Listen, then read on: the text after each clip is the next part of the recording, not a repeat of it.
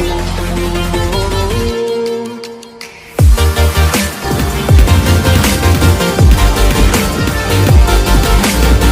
everyone, welcome to my channel. So this is the part 2 of tips and tricks. So today we are going to compare this electronic and manual quilling tool. So first we will make a loose coil with manual quilling tool.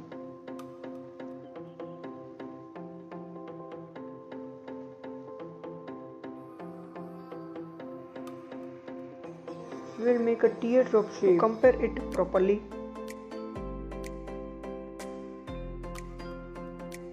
Now we will make the same coil with super quiller or a automatic quilling tool.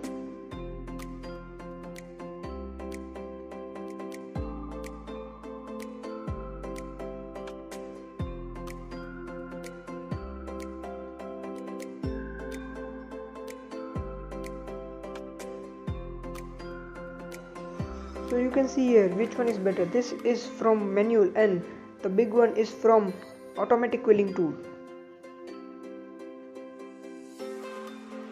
So now we will again make a loose coil but using this one. First we will do it with the manual quilling tool.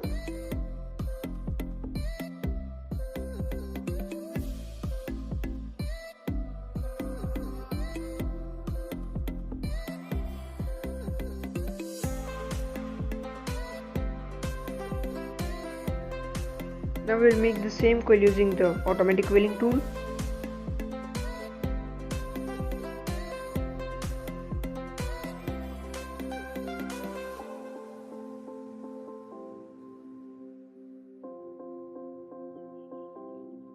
Similarly, you can compare it here.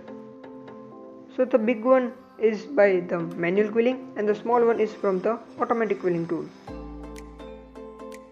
So the conclusion is, whenever you are making loose coils, you should use the manual quilling tool, and whenever you are making tight coils, you should use the automatic quilling tool.